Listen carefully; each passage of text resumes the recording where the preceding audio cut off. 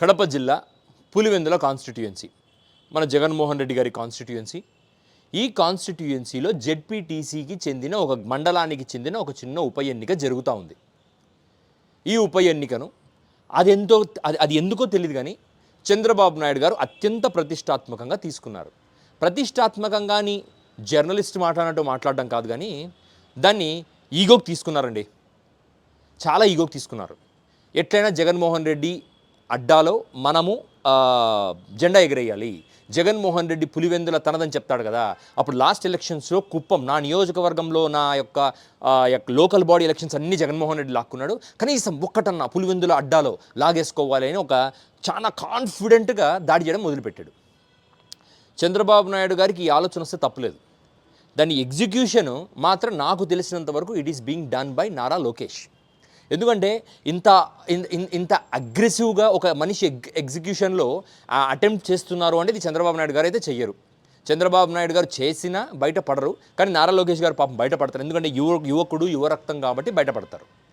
So మన జెడ్పీటీసీకి నిన్న ప్రచారం ఏదో జరుగుతూ ఉంటే గత 2 రోజుల నుంచి వైసీపీ వాళ్ళను కుక్కల్ని కొట్టినట్టు కొడుతున్నారు, ఉరికి చురికిచ్చి. నిజంగా నేను వైసీపీ వాళ్ళను అసలు వీళ్ళందరూ నిజంగా గత ఎలక్షన్స్ అప్పుడు చంద్రబాబు నాయుడు గారు వెరీ ఫ్రీక్వెంట్గా ఒక మాట మాట్లాడతారండి. పులివెందుల పంచాయతీ ఇక్కడ చేస్తారా, రాజారెడ్డి రాజ్యాంగం ఇక్కడ చేస్తారా అని మాట్లాడేవాడు చంద్రబాబు నాయుడు గారు. అప్పుడు నిజంగా నేను కూడా అనుకునేవాడిని, పులివెందుల్లో పంచాయతీలు చేస్తారేమో, పులివెందుల్లో అందరు రాక్షసుల్లో ఉంటారేమో, రౌడీలేమో, వీళ్ళు జగన్ మనుషులు నిజంగా చాలా భయంకరంగా ఉంటారేమో అని భయపడ్డా. రాజారెడ్డి రాజ్యాంగం అంటే అక్కడ సపరేట్గా ఏదైనా జరుగుతుంటుందేమో అని. కానీ నిజమేంటో తెలుసా, రాజకీయాల్లో ఇటువంటి కొన్ని కీవర్డ్స్ వాడితే రాజకీయాల్లో అధికారం వస్తుందని నాకు ఈసారి తెలిసింది. కీవర్డ్స్ జగన్మోహన్ రెడ్డి గారికి కూడా నేను ఒక సలహా ఇస్తున్నాను. సార్, ఎవరినన్నా పెట్టుకుని ఈ కీవర్డ్స్ ఎవడు నేర్పిస్తాడో నేర్చుకోండి. చంద్రబాబు నాయుడు గారికి ఎవరైతే నేర్పించారో వాళ్ళ దగ్గర నేర్చుకోండి మీరు కూడా. పులివెందుల పంచాయతీ, రాజారెడ్డి రాజ్యాంగం. నిజంగా నేను కడప పీపుల్ని చూసి చాలా షాక్ అయ్యా. రాయలసీమ ప్రాంతము చాలా సెన్సిటివ్ ప్రాంతం అండి. ఇక్కడ పంటలు పండకపోవటం వల్ల జనాలు రాటు తేలిపోయి ఉంటారు. ఆ అగ్రెసివ్నెస్కి ఎలాగైనా బతకాలి, వర్షాలు ఉండవు, పంటలు ఉండవు, బ్రతకడానికి కడుపు నింపుకోవాలి, ఎలాగైనా బ్రతకాలి అన్న ఒక బ్రతుకు కోసం పడే తపనలో రాటు తేలిపోయి అన్నము, పచ్చికారము, ఉల్లిపాయ, మజ్జిగ తాగుతూ బతికేవాళ్ళు ఒకప్పుడు.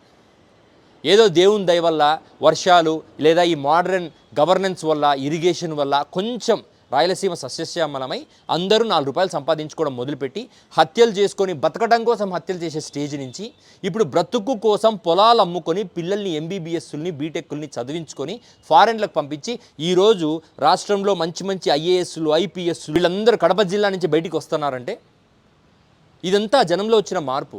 గత 50 ఏళ్లుగా వాళ్ళు చాలా మంచి బ్రతుకుతూ ఉన్నారు. నిజానికి జనాలు మీరు ఎవరైతే ఊహించుకుంటున్నారో కడప గురించి అదంతా ఫేక్ అండి. మనం ఏదైతే నేను చెప్పాను కదా, మళ్ళీ సినిమా వాళ్ళే ఉన్నారు ఇక్కడ కూడా. వాళ్ళ స్వార్థం కోసం కడపను నెగిటివ్గా చూపించారు. నిజానికి కడప చాలా మంచి ప్లేస్. ఆ ఊరు వాళ్ళు ఇంటికి పోతే అక్క అనుకుంటా ప్రతి ఒక్క మహిళకు గౌరవం ఇస్తారు, అన్నం పెడతారు. మంచి అదొక నిజానికి చెప్పాలంటే ఒక కల్ట్, కడప కల్ట్ అది. అక్కడ ఉన్న ప్రాంత ప్రజలు కులాలకు అతీతంగా కల్ట్ వాళ్ళు.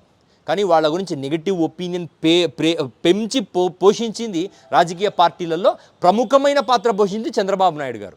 కడప పులివెందుల పంచాయతీ ఇక్కడ చేస్తారు. నిజంగా పులివెందుల వాళ్ళకి నిజంగా వాళ్ళకి మనస్సాక్షి ఉంటే వాళ్ళు ఇంకొకసారి చంద్రబాబు నాయుడు గారు మీరు ఇట్లాంటి మాటలు మాట్లాడకూడదని మీరు అల్టిమేటం విధించాలి.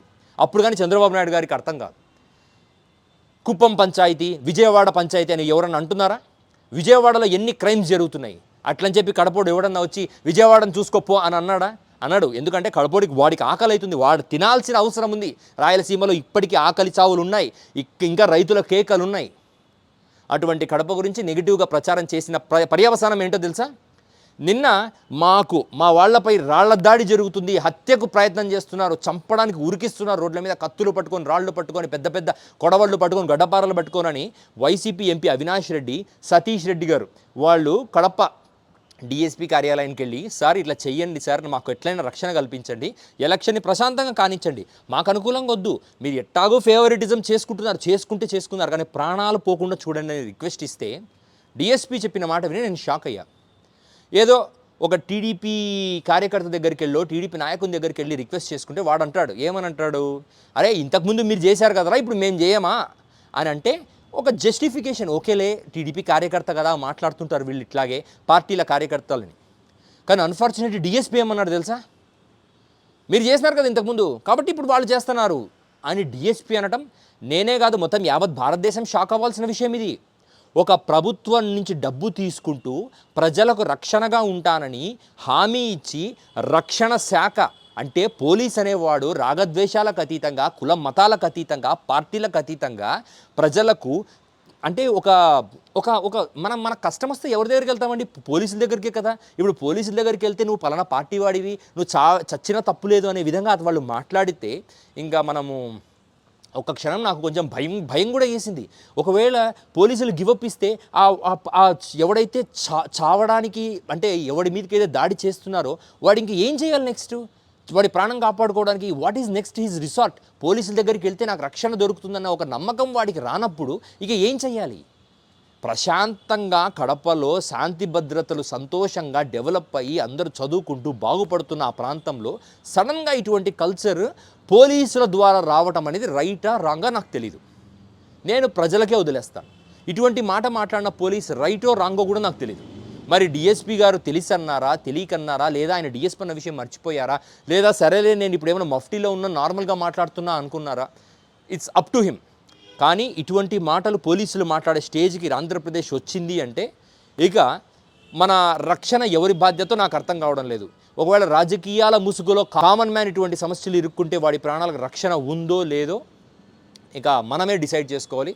చూస్తున్న మీరు డిసైడ్ చేసుకోవాలి.